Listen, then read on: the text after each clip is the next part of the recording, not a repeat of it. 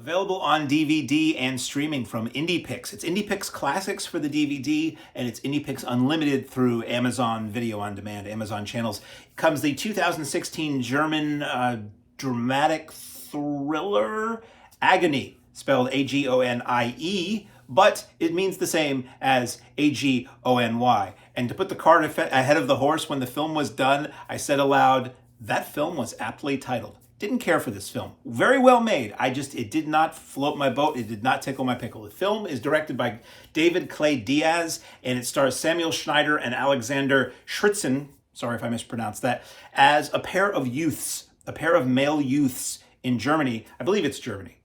Pretty sure it's Germany. If it's not Germany, I apologize. For the sake of this conversation, let's say it's Germany, and if I'm wrong, I don't know my Germany from my Austria. Two youths. One has recently been, I believe he just got out of the military, and he's tattooed, and he's got a shaved head, and he's got a chip on his shoulder, lives at home with his parents, and he's all about exercising and working out and going to the clubs and rapping and being mad at his girlfriend who broke up with him and hanging out with his friend and just watching videos of guys beating each other up online.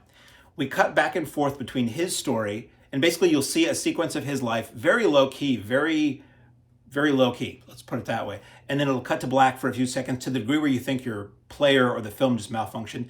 And then it'll cut to the other guy, and it alternates throughout the film. I think there's really only one moment in the film where it directly, like if we're talking about film, you would directly have the piece of film of one character touching the other. Other than that, there's always black separating the two.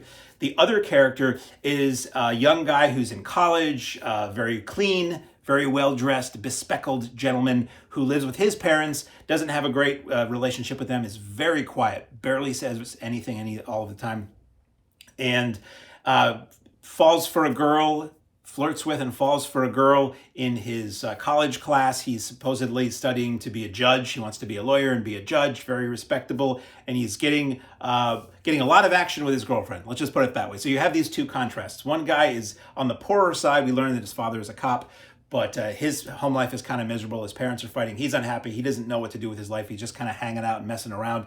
And the other guy is trying to follow, the noble path, but he seems very detached and emotionless. And by all accounts, if you stood back and looked at a list of what each of these guys had going for him, the second guy you'd think would have quite a bit of a reason to smile.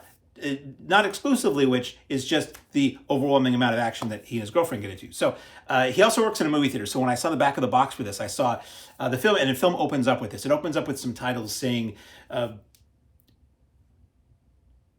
don't remember exactly how it's worded, but it basically says something to the effect that the dismembered body parts of a woman were found in a dumpster in this town, and nobody knows why the person who did it did it. It was done by a young man, nobody knows why. So hearing that up front, I'm like, okay, this is setting me up to say one of these guys is probably going to do this to their girlfriend. So the scenario is the guy who's really mad about his ex-girlfriend breaking up with him, and then there's this new guy who has really no reason to dislike his girlfriend whatsoever, but clearly he's not happy about something. So ultimately the film does reveal who does that, not why.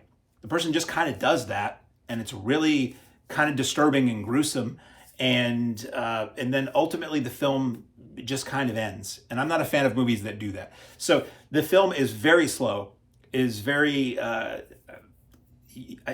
wouldn't even say it's contemplative, because the character who doesn't speak much, we never know why he feels the way he feels. I guess we can insinuate it that he doesn't have a happy home life, but by all measures, his home life looks pretty good. It's two sides, as it was explained to me when I explained last night that I did not care for this film. It's showing you two youths who are restless and unhappy in life, and one exhibits that outwardly, and the other holds it all in and turns it inward. As I said, I did not care for this. I didn't think it was bad. I think it was very well shot. It was very well executed overall, but for me, it was just dull. And dull is the worst thing it can be. I always keep an eye on the running time on these films. This film is not very long. I want to say this was I think it was 93 minutes. And I looked, and it was 50 minutes into the film, and I know I'm in trouble when I'm more than a half hour at least into a film, and I feel like it hasn't started yet. I feel like there's nothing I can hold on to that makes me want to keep watching it or makes me know what it's really kind of even about. And the way this keeps going back and forth, I just like, are their stories going to intersect? I kept wondering, and the moment when the two pieces of film, let's say, did touch, where it did cut directly from one boy to the other, I'm like, oh boy, this must mean stylistically, psychologically, in the editing, that means they're going to come together and something weird's going to happen and this film's going to redeem itself for me. They don't even do much with the movie theater thing. Although if you want to see a guy stand there and emotionlessly and silently wait while popcorn pops, this is the film for you.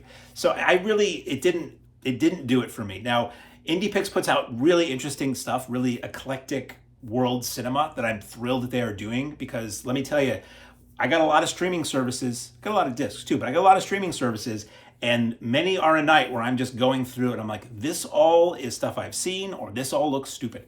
And Indiepix at least gives you a whole channel of things you've probably never seen that for their criteria is worth paying for and bringing to the US market. So this is something that probably people will enjoy. How would I categorize this? If you like films about disaffected youth, this would be that. It is a drama. There is the angle of it being a true crime, although I don't believe this is based on a true story. There is the angle of it being a crime thriller. There is the angle of it being a murderer movie or something like that. It really isn't that. I mean, that happens in the film and it's disturbing when it does, but it's really only, if it's even the last 10 minutes of the film, it's not that much. So don't go into it thinking you're going to get some kind of a murder mystery based on the synopsis or anything like that. It is a film I'm sure some people will like. It was just, for me, I'd never connected to it. You know, it just kept playing and I was just like, anything going to happen? Is anything, like, I don't particularly like these people, so where is this going, you know? So extras, very lean on the extras. There is a 2-minute trailer.